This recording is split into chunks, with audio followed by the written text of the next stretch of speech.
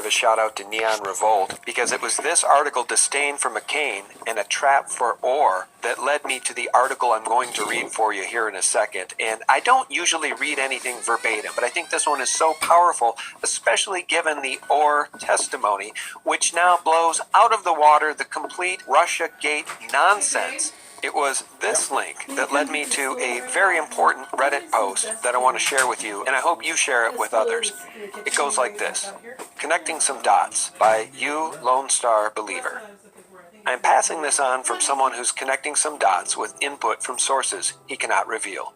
Here's what it looks like when all the pieces are sewn together. It smells like conspiracy and treason. Everyone needs to read this slowly and patiently, because it's very important. From 2001 to 2005, there was an ongoing investigation into the Clinton Foundation. A grand jury had been impaneled. Governments from around the world had donated to the charity. Yet from 2001 to 2003, none of those donations to the Clinton Foundation were declared. Now, you would think that an honest investigator would be able to figure this out. Sidebar, folks, our friend Charles Ortel has figured this out, and yet CNN and the Mockingbird mainstream media continue to ignore these simple facts. But back to the article. Look who took over this investigation in 2005. None other than James Comey. Coincidence? Guess who was transferred into the Internal Revenue Service to run the tax exemption branch of the IRS? None other than Lois Beyond the Lookout Lerner. Isn't that interesting? But this is all just a series of strange coincidences, right? Sidebar, guys. Q has said, do you believe in coincidences? Back to the article. Guess who ran the tax division inside the Department of Injustice from 2001 to 2005? None other than Assistant Attorney General of the United States, Rod Rosenstein. Guess who was the director of the Federal Bureau of Investigation during this time frame? Another coincidence, huh? Just an anomaly in statistics and chances. It was Robert Mueller. What do all four casting characters have in common? They were all briefed and/or were frontline investigators into the Clinton Foundation investigation. Another coincidence, right? Fast forward to 2009. James Comey leaves the Justice Department to go and cash in on Lockheed Martin. Hillary Clinton is running the State Department, official government businesses on her own personal email server. The Uranium One issue comes to the attention of Hillary. Like all good public servants do, supposedly looking out for America's best interests, she decides to support the decision and approve the sale of 20% of U.S. uranium to none other than the Russians. Now, you would think that this is a fairly straight-up deal, except it wasn't. America got absolutely nothing out of it. However, prior to the sale's approval, none other than Bill Clinton goes to Moscow, gets paid $500,000 for a one-hour speech, then meets Vladimir Putin at his home for a few hours. No big deal, right? Not so fast. The FBI had a mole inside the money laundering and bribery scheme. Robert Mueller was the FBI director during this time frame. Yep, he even delivered a uranium sample to Moscow in 2009. Who was handling that case within the Justice Department out of the U.S. Attorney's Office in Maryland? None other than Rod Rosenstein. And what happened to that informant? The Department of Justice placed a gag order on him and threatened to lock him up if he ever spoke about it. How does 20% of the most strategic asset of the United States of America end up in Russian hands when the FBI has an informant, a mole providing inside information to the FBI and the criminal enterprise? Very soon after, the sale was approved. $145 million in donations made their way into the Clinton Foundation from entities directly connected to the Uranium One deal. Guess who was still at the Internal Revenue Service working the charitable division? You guessed it. None other than Lois Lerner. Okay, that's all just another series of coincidences, right? Nothing to see here. Let's fast forward to 2015. Due to a series of tragic events in Benghazi, and after the 9 investigations, the House, Senate, and at the State Department, Trey Gowdy, who is running the 10th investigation as chairman of the Select Committee on Benghazi, discovers that Hillary ran the State Department on an unclassified, unauthorized, outlaw personal email server. He also discovered that none of those emails had been turned over when she departed her public service as Secretary of State, which was required by law. He also discovered that there was top secret information contained within her personally archived email. Sparing you the State Department cover-ups, the delay tactics that were employed, and the outright lies that were spewed forth from the necks of the Kerry State Department, we shall leave it like this. They did everything humanly possible to cover for Hillary. Now this is amazing. Guess who became FBI director in 2013? None other than James Comey, who secured 17 no-bid contracts for his employer, Lockheed Martin, with the State Department and was rewarded with a $6 million thank you present when he departed his employer. It's amazing how those no-bids just sailed right through at the state, huh?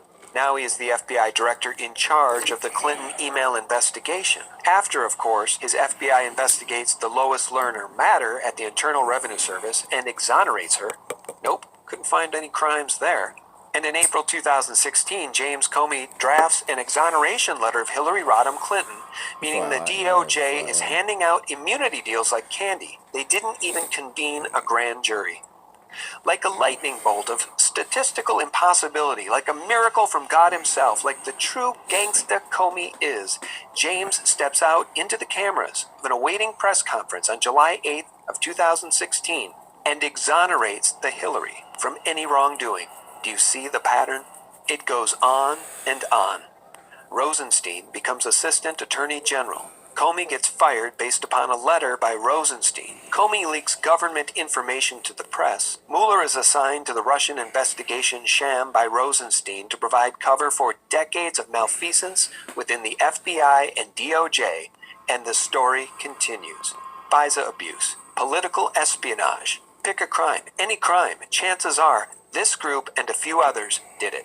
All the same players, all compromised and conflicted, all working fervently to not go to jail themselves, all connected in one way or another to the Clintons. They are like battery acid. They corrode and corrupt everything they touch. How many lives have these two destroyed?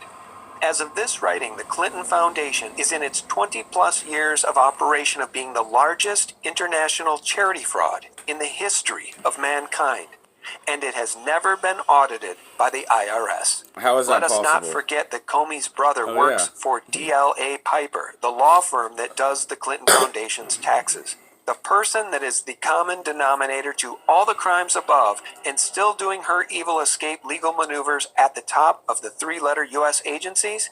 Yep, that would be Hillary Rodham Clinton. Now, who is Lisa Barsoomian? Let's learn a little about Mrs. Lisa H. Barsoomian's background. Lisa H. Barsoomian, an attorney that graduated from Georgetown Law, is a protege of James Comey and Robert Mueller. Barsoomian, with her boss R. Craig Lawrence, represented Bill Clinton in 1998. Lawrence also represented Robert Mueller 3 times, James Comey 5 times, Barack Obama 45 times, Kathleen Sebelius 56 times, Bill Clinton 40 times, and Hillary Clinton 17 times. Between 1998 and 2017, Barsoomian herself represented the FBI at least 5 times. You may be saying to yourself, okay, who cares? Who cares about the work history of this Barsoomian woman? Well, apparently, someone does, because someone out there cares so much that they've purged all Barsoomian court documents for her Clinton representation in the Hamburg versus Clinton 1998 and its appeal in 1999 from the D.C. District and Appeals Court dockets. Someone out there cares so much that even the internet has been purged of all information pertaining to Barsoomian. Historically, this indicates that the individual is a protected CIA operative. Additionally, Lisa Barsoomian has specialized in opposing Freedom of Information Act requests on behalf of the intelligence community. Although Barsoomian has been involved in hundreds of cases representing the D.C. office of the U.S. Attorney, her email address is lisabarsoomian@nih.gov. The NIH stands for National Institutes of Health. This is a tactic used by the CIA to protect an operative by using another government organization to shield their activities. It's a cover. So big deal, right? What does one more attorney with ties to the U.S. intelligence community really matter? It deals with Trump and his recent tariffs on Chinese steel and aluminum imports, the border wall, DACA, everything coming out of California, the uni-party unrelenting opposition to President Trump, The Clapper leaks, the Comey leaks, Attorney General Jeff Sessions' recusal and subsequent 14-month nap with occasional forays into the marijuana legalization mix, and last but not least, Mueller's never-ending investigation into collusion between the Trump team and the Russians. Why does Barsoomian merit any mention? Because she is Assistant Attorney General Rod Rosenstein's wife. Friends, I'll leave you with a couple of tweets from our president. This one on August 30th. Wow, Nellie Orr, Bruce Orr's wife, is a Russian expert who is fluent in Russian. She worked for Fusion GPS where she was paid a lot. Collusion. Bruce was a boss at the Department of Justice and is unbelievably still there. And in this tweet from August 30th, I just cannot state strongly enough how totally dishonest much of the media is. Truth doesn't matter to them. They only have their hatred and agenda. And we'll sum up this video, friends, with this tweet from the president on August 28th. Hillary Clinton's emails, many of which are classified information, got hacked by China. Next move better be by the FBI and DOJ. Or, after all of their other missteps, Comey, McCabe, Strzok, Page, Orr, FISA, Dirty Dossier, etc., their credibility will be forever gone. And friends, as you all know, their credibility is already gone, and the only ones standing up for the crooked deep state at this point are the mockingbirds at CNN, MSNBC, WAPO, New York Times, etc. For real news 24/7, visit us at sgtreport.com, the antidote to corporate propaganda and deep state lies. God bless. That is the man. Q, the white hats, they are all trying to prepare the public for what is about to come. Because I truly believe that the hammer is about to drop. Hillary Clinton and many of these elite bad actors will be arrested. I firmly believe this before November 11th this year. Awesome. We can only hope, my brothers and sisters.